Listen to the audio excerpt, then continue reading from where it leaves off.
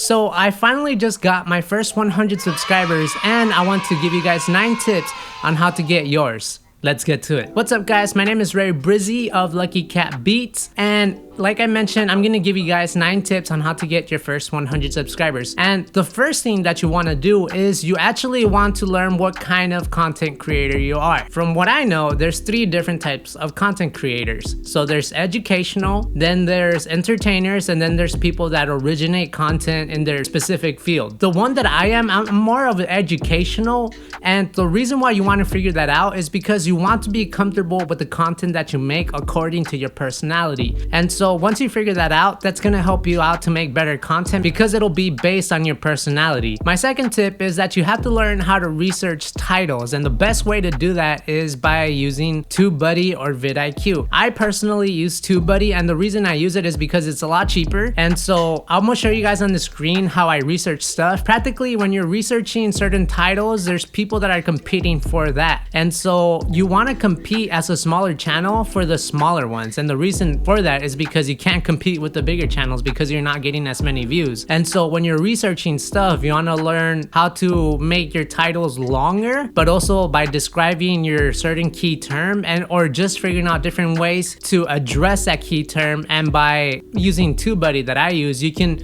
look how they're ranking and stuff like that, and that helps out a lot, especially if you're a smaller channel. So that'll help you to get more views in a specific key term that might not be as much competition in. So that's gonna help you cut time to figure out SEO for your videos and stuff. And so that's my second tip. My third tip is that you have to be first on new topics on whatever field it is that you're doing. So for me, since I'm doing music, sometimes there's new products that come out, and so I try to do reviews of that, and usually that helps out a channel because there isn't a lot of competition. So for whatever field it is that you're doing, if there's a celebrity that people are talking about in your specific field or something happens in your field, like try to be the first person to make a video about that specific topic, and that will eventually help you get more views because you'll be the first person doing stuff on that specific topic. Number 4 is that as soon as one of your videos start doing really good, start doubling down on that type of content.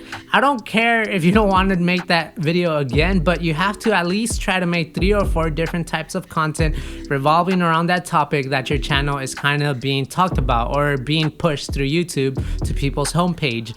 And so the reason why that's important is because that might be the way that you get your first few subscribers, and once you start kind of getting that, then your channel starts being promoted by YouTube. Once YouTube starts promoting that channel a little bit more, then it means you get more views, and then the more views, the more likely that your YouTube channel might get recommended to more people, and then you get a bigger audience. So let's say for example, like you go out to eat but they only have one menu. What if you just wanted to get fries, soda, or you know, but like if you can offer multiple things, then there's more of a chance that more people with a bigger palette of tastes of or food that will come to your restaurant. So that's just one example. You want to have multiple videos because it'll help you bring in more views, and or it'll help for people to start binge watching some of your channel. And the 5th tip is that you have to try to make different type of content. And the reason I mention that is because of course it still has to be within your niche, whatever it is that you picked,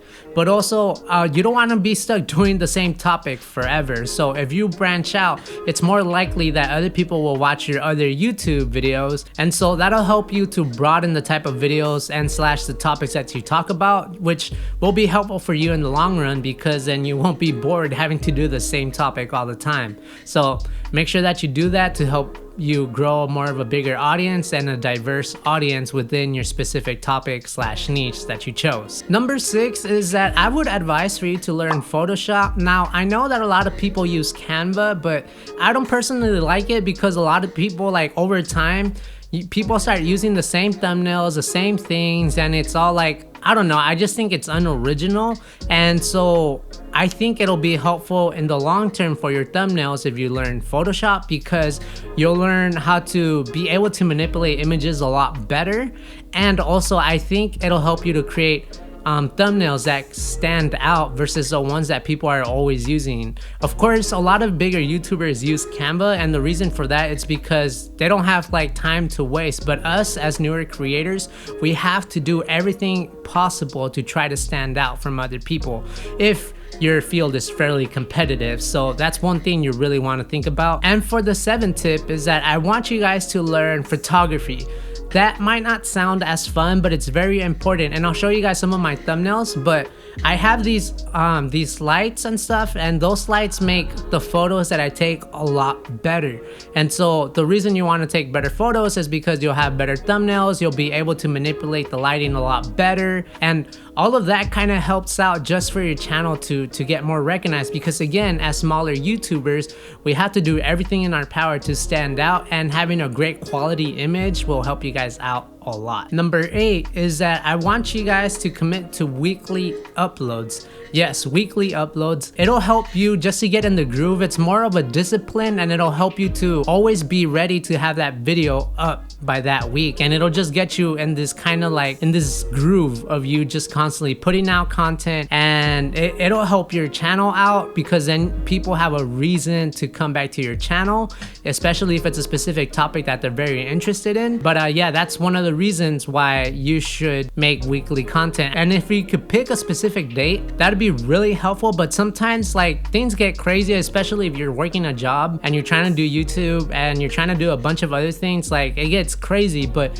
at least try to do a weekly upload, even if you can't do it on the same day. This is just for some discipline, and also just to make sure that your channel is successful. You have to be consistent. And lastly, number 9 is make short videos. YouTube is more likely to push your channel to be viewed on the homepage if you have higher retention time. So let's say, for example, if you make a 5-minute video, that 5-minute video might get pushed more if you only just get 1 minute of watch time. I'm not good at math. I think that's 20% of retention time, which is really good for a YouTube channel.